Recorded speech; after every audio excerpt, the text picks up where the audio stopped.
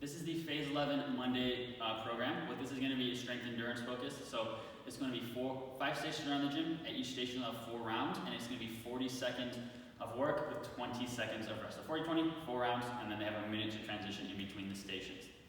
So the first thing we have is going to be landmine split jerk. So what we have for here, we have our landmine set up. We're going to start them off unweighted, especially first week people who are newer to this movement, which is pretty much everyone. They might not know how to do it quite right. So start them off with no weight, and we can add weight as we go on. But we're going to start them off with just the bar. So what they're going to do, they're going to have their feet together, holding the bar, then a little bit of a dip, jump, press, and then have their legs split. So we're landing in the split stance, little dip, press, and split. So this is very similar to a push press, kind of the similar movement, a little bit of movement there, and then floating up. We want to be extending that one arm all the way out in front, and then the big thing here, just make sure we get the feet in the right position. So whichever arm is pressing, that leg is back, and then the other leg is going to be forward. So we want to make sure they're stable. This is what people are going to have trouble with the most, is getting that movement down. So start them off slow, don't add weight on, but then once they get that movement down, they can add a little bit of weight, and then challenge themselves a little bit more, and this is the weight we are recording today. This one we are also going to switch sides each round, so we'll do one arm, then next round, the other arm, so switching every round. Now, if we have someone that cannot do that movement, most people should be able to, it's not too much impact, but if we have someone that cannot do that, if there's any knee issues, they're just going to have a split stance chest press, so they're just having the bar, pressing with a single arm out in front and back. So if they have any knee issues, they're just going to do that. Otherwise, we're going to have to do the split jerk, and like I said, they can add weight. If we add weight, we're going to add the little plates just because they're a little bit easier to maneuver. So grab a little plate, put it on there, and then if we go a bit heavier, we can add big plates, but start off with adding those ones. All right, so that's the first station. Second thing we have is going to be over here in front of the weights. We're going to have kettlebell swings. So for this, we're going to have a kettlebell. We want to make sure they're a little bit step behind it.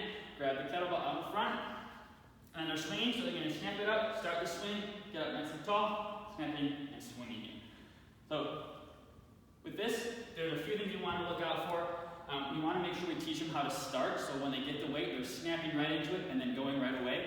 What we do not want is people coming up here and then going like that. So make sure they learn how to start it, and then the technique, keep the weight close to their hips when they're swinging, drive their hips back, keep the back flat the whole way, and then stand up nice and tall, press the ground away, make sure the weight is floating up.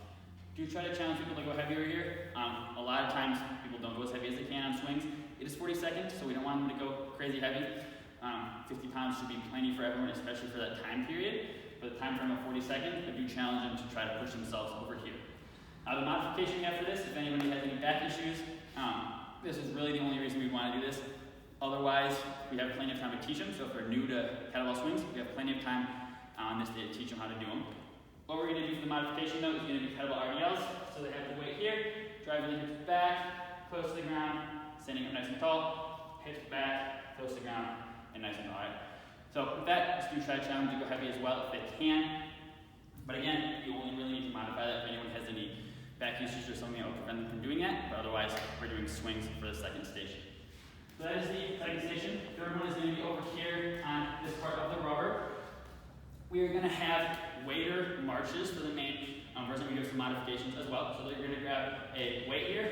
They're going to be pressing all the way up overhead, and then they're going to be marching towards the turf. When they get to the turf, they're going to stop and come back. So they're marching, going towards the turf. When they get to the turf, they're going to stop, come back, go towards the mirror, down and back here. With this one, biggest thing is just make sure they're not wobbling, especially because it's on a single side load and they're marching.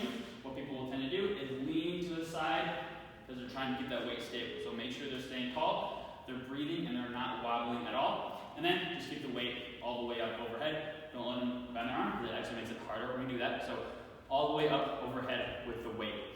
They are going to switch sides each round as well. So next round, they'll do the other arm. Now, if someone has trouble with the marching, we're just doing a weighted walk, so a little bit more stable. They're just walking towards the edge of the rubber, and when they get there, walking back, the same thing, just walking.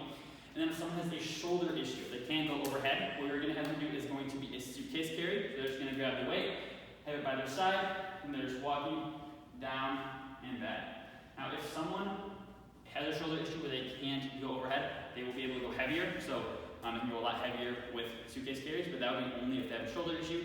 If that will prevent them going overhead. Otherwise, we want to try to get that weight overhead and challenge their difficulty there. And then, like I said, they're switching sides each round for that. All right, so that is the third station. Fourth one we have is going to be over here by the turf. We're going to have some TRX set up along here. We are going to have TRX Skater Squats. So these are unweighted. We're going to have a TRX here. What we're going to do is be on one foot. We're going to be dropping down, bending that knee in our hip, and then up nice and tall. So all the way down and all the way back up. A couple things here we want to look out for. We want to make sure our arms are long. We don't want them pulling themselves up. So arms long, all the way down, get that knee close to the ground, back up. It's okay if they tap their toe, but we don't want to be putting any weight on that, so they're keeping all the weight on that front foot. And then just drive the hips back, get all the way down. One thing with this one is I want it to be demonstrated with their leg going straight back, but if people go a little bit to the side, that is okay as long as they're not turning their body. So keep the hips forward. If they're moving their foot a little to the side, that's okay, as long as they're not turning their body on that one. All right?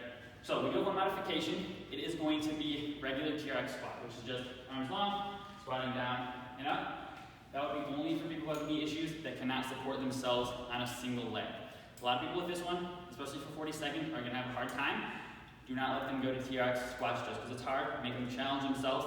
One thing you can have them do to make it a little bit easier is have them reset their foot in between. If they are having a lot of trouble, they can reset their foot, but we want to try to get people better on one leg, so make sure they are sticking with that single leg one and not just switching because it's hard. Right? Really only modify them if they have a knee issue. Otherwise, we're doing a single leg skater squat here. With that one, we are also switching legs each round, so we'll do one leg one round and then the other leg on the other round. All right, and then the last station that we are going to have is going to be over here by the wall. What we're going to have for this is band rotation, so we'll have some black and red bands set up with handles coming from the attachments there. They're going to come a little bit away from the wall and get some tension on that band, grab it with the outside hand here. So I'm grabbing with my left hand, and my right hand is going to overlap it. And then what they're doing, they're going to start at about 45 degrees. They're going to turn to 45 and then back the other way, turn to 45 and back. We don't want them going too far to the one side, because what happens then is our hips tend to turn. We want our hips straight and we want our shoulders turning. So hips are straight, shoulders are turning, and just going side to side. Like I said, we don't want to go too far or too far back. So keep it right about here, just going side to side. This one they're going to switch sides as well, so they'll do one round, one facing one way, next round they will do it facing the other way. So that is the main workout. We do have a finisher on this day as well. What we're going to do for the finisher, it's going to be a 3-minute total timer. We're going to have 2 exercises we're doing. They're going to do each one for 30 seconds, and then do that for 3 rounds like I said. So first thing we have is going to be hammer curls. They're going to grab a band for this. Everyone will have a band. They're going to stand inside of it, feet shoulder width, and they're going to grab it with their thumbs up, so right like a hammer grip there. Elbows are going to be by our side here, and then we're curling up. So elbows by our side, curling up and down, just going straight up, straight down. For that one, just make sure we're not swinging or anything like that. Right? We don't want any of that. So elbows here, just curling up and down. We will have some different difficulties for bands as well for this one. So that's the first thing we have for 30 seconds. Then the next thing is going to be band shoulder press. So they're going to stay in their band, get it up by their shoulders at shoulder width, hands underneath it, and then pressing all the way up, all the way down, all the way up, all the way down. So just make sure they can go quick with this one, but make sure we're getting all the way up overhead. We don't want them going out in front, so we don't want any presses in front. We don't want partial presses. We want all the way up and then back down. One tip I also give for this one is if they find the band is rubbing on their arms, it could be because they have it too tight. Or a tip I will give is move your arms out a little bit, kind of get those elbows a little closer in. That kind of helps stop the band from rubbing quite as much. So that's a little bit of a thing there. We do have a modification. If people can't go overhead with that, we're going to do band pull-aparts. So have the band, arms straight out in front, pulling out to the side and back in, all the way out and back in. So that would be if they can't go overhead for the band shoulder press. But otherwise, we're going to have them doing that. So 30 seconds of band curls, 30 seconds of band shoulder press, 3 rounds of that, so it'll be 3 minutes total. And that is the finisher. And that will be the workout for Monday, phase 11.